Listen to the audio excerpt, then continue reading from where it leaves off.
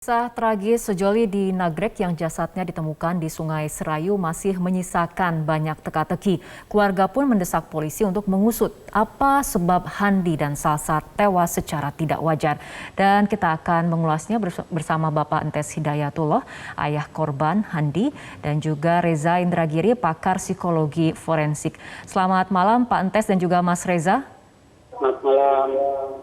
Baik, kita akan ke Pak Entes terlebih dahulu. Pak Entes, kalau misalnya kami boleh tahu, apakah sampai saat ini polisi sudah mendatangi keluarga Bapak ataupun Bapak dimintai datang ke kantor polisi untuk dimintai keterangan terkait kasus ini?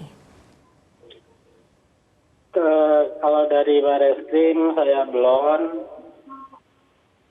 belum ada yang datang hari ini, Mas. Kalau kemarin mah ada yang dari Bareskrim. Kalau nggak salah 2 kali datang sebulan ketemu mayat gitu. Oke. Jadi sampai saat ini masih belum dimintai keterangan dari pihak kepolisian. Tapi pada saat almarhum Handi pamit dari rumah, Pak Entes, apakah sempat menceritakan akan kemana tujuannya? Oh, kebetulan saya lagi kerja di Soreang Bandung. Jadi saya tidak tahu. Saya juga dikasih tahu sama anak saya yang kakaknya Handi, gitu, yang perempuan.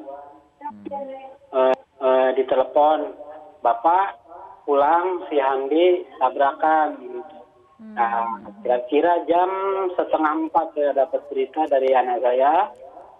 Terus saya langsung pulang jam 4-nya, datang ke rumah, saya sampai jam 10 lebihan, karena di perjalanan macet.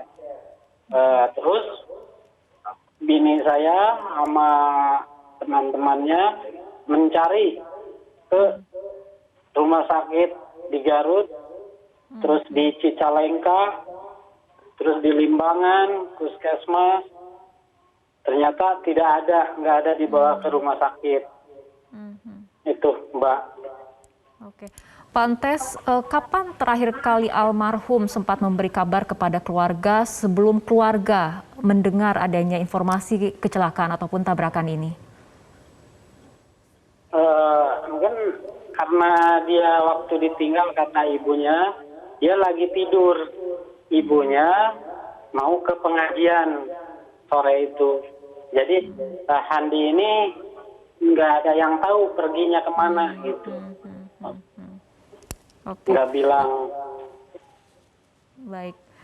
Pada saat Pak Entes dan keluarga mencoba mencari ke rumah sakit ataupun ke tempat-tempat lainnya, apakah kemudian sudah juga meminta bantuan kepada polisi untuk melakukan pencarian? Oh, itu pas kejadian pertama, itu dia sama Mbak Binsa mencari gitu. Kepolisian juga mencari pas harinya itu, hari Rabu itu malamnya. Nyampe jam 2 pagi nyari. Okay. Baik, kita ke Mas Reza terlebih dahulu. Mas Reza, kasus kecelakaan terhadap Handi dan juga Salsa ini diduga bukanlah kecelakaan biasa, masih ditemukan misteri teka-teki yang belum bisa kemudian terang benderang diusut. Bagaimana pandangan Anda ataupun catatan Anda terkait kasus ini? Kesengajaan atau kesalahan, dua situasi atau dua kondisi mental, dua kondisi batin ini yang akan bisa memberikan keterangan kepada kita tentang, maaf kata, apakah sungguh-sungguh pada para penumpang atau pengemudi kendaraan tersebut memiliki niat yang jahat atau tidak terhadap dua orang korban ini.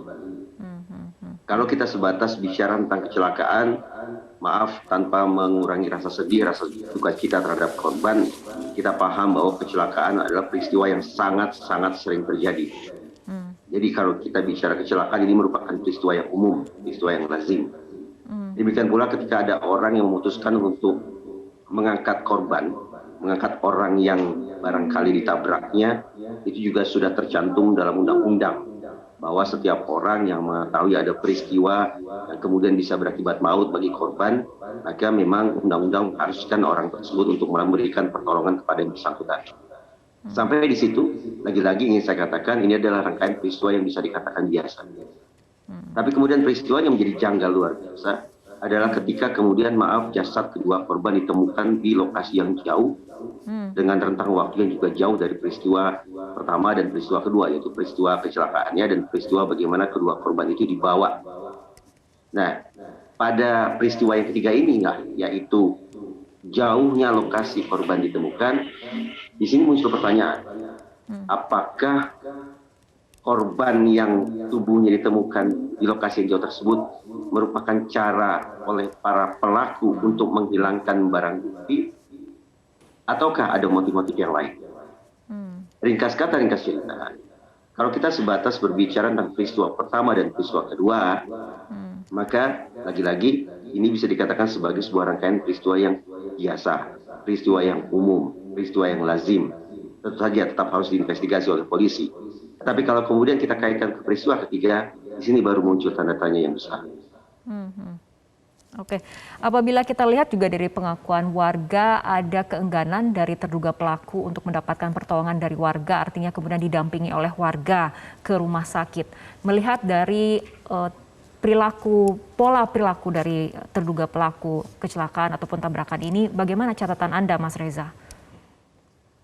Sekali lagi, andaikan orang-orang tersebut secara sengaja mengangkat tubuh korban sedemikian rupa dalam rangka memberikan pertolongan, itulah perintah dari undang-undang, itulah perintah hukum.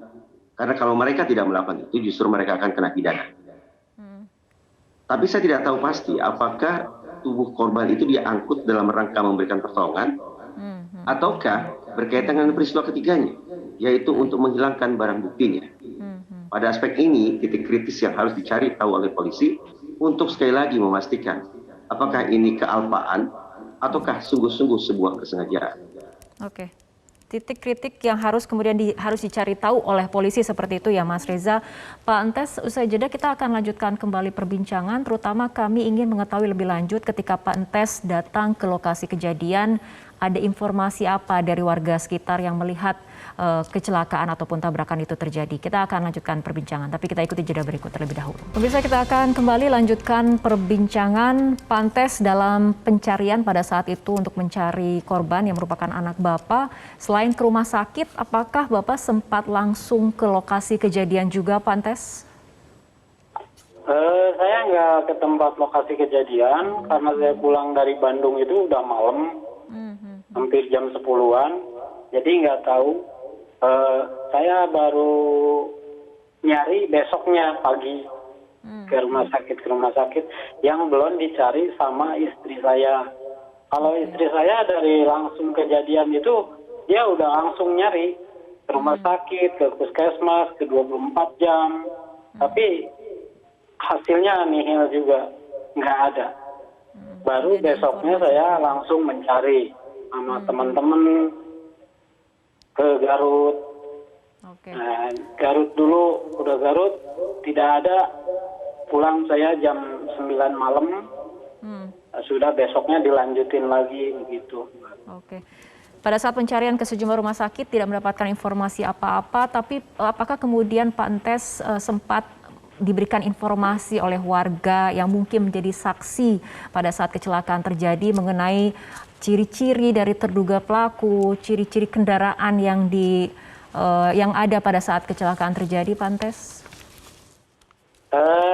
Warga ngasih tahu ciri-ciri mobil minibus Isuzu Panther nomor pol B300Q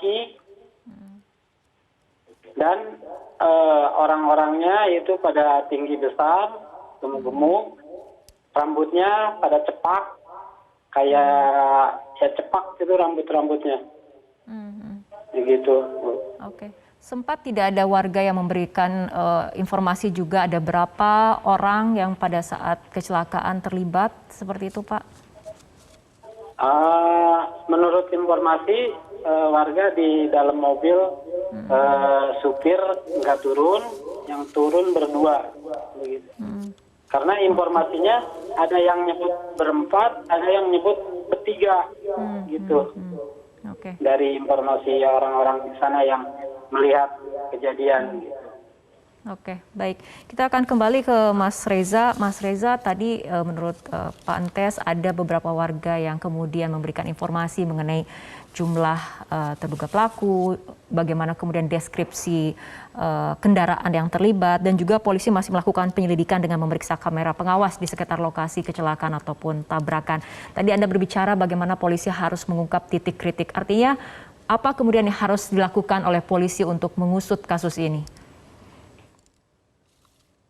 Saya pikir kalau memang sudah tersedia rekaman kamera yang berada di sekitar TKP, tidak terlalu sulit sesungguhnya bagi pihak kepolisian untuk mencari tahu siapa gerangan pengemudi maupun penumpang kendaraan tersebut, dan juga apakah kendaraan tersebut identik dengan institusi atau dengan perusahaan tertentu. Saya pikir tidak terlalu sulit di situ. Tetapi sekali lagi yang saya persoalkan adalah kenapa kemudian para pelaku ini memutuskan untuk memindahkan tubuh korban ke lokasi yang sedemikian jauh.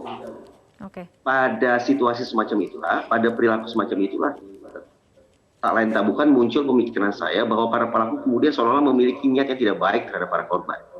Kalau tertabrak, kalau kecelakaan, apalagi kalau kemudian para pelaku tersebut mengirim gestur positif, yaitu berusaha menolong korban, membawanya ke tempat fasilitas kesehatan, ya kita tentu akan berikan penilaian positif. Tapi ketika kemudian tubuh korban berpindah sedemikian rupa dan kita asumsikan itu merupakan akibat dari perilaku para pelaku, maka saya tidak membayangkan ini sebagai sebuah peristiwa yang biasa. Oke. Apalagi kalau kemudian para pelaku ini identik dengan organisasi tertentu, maka sudah barang tentu sanksi yang diberikan juga harus lebih serius lagi. Oke, Mas Reza, tapi dengan melihat perilaku seperti ini dan kemudian kronologis peristiwa kecelakaan tersebut, jerat pidana seperti apa untuk kasus seperti ini? Saya mencoba membolak-balik pasal ya. Saya tidak membayangkan ini sebuah peristiwa pembunuhan, walaupun tetap lagi-lagi polisi yang akan memberikan jawabannya. Karena kalau ini merupakan peristiwa pembunuhan, apa manfaatnya bagi para pelaku untuk kemudian berusaha untuk mengangkut tubuh korban, berarti membiarkan sekian banyak saksi mata melihat perbuatan mereka. Barangkali juga akan ada sekian banyak kamera yang merekam aksi perbuatan mereka. Jadi saya tidak membayangkan ini merupakan sebuah aksi pembunuhan. Bahwa para korban kemudian jatuh akibat benturan kendaraan, barangkali itu juga bukan karena ditabrak, tapi karena tertabrak. Tidak ada tanda-tanda bahwa para pelaku berusaha melarikan diri secepat-cepatnya dari TKP. Dan pada saat yang sama juga seolah-olah masyarakat enggan untuk memberikan pertolongan kepada para korban, mengerumuni korban. Ini juga memunculkan sebuah tanda tanya atau paling tidak mengirim indikasi siapa kira-kira yang kemudian patut untuk diduga siapa yang menjadi pelaku dalam peristiwa ini. Oke, baik, kita kembali ke Pak Antes. Apa harapan dari keluarga saat ini, terutama untuk aparat penegak hukum? Kalau harapan keluarga sama masyarakat Desa Cijolang itu pengen ketangkap secepat-cepatnya. Itu harapannya dari warga Desa Cijolang sama warga Desa Pandai itu. Baik, Pak Antes. Baik. Ya, kita memiliki harapan yang sama. Kita harapkan pelaku dapat segera ditangkap dan ada penegakan hukum yang adil dalam kasus ini. Pak Antes dan juga Mas Reza, terima kasih telah berbincang bersama kami malam hari ini dalam Prime Time News.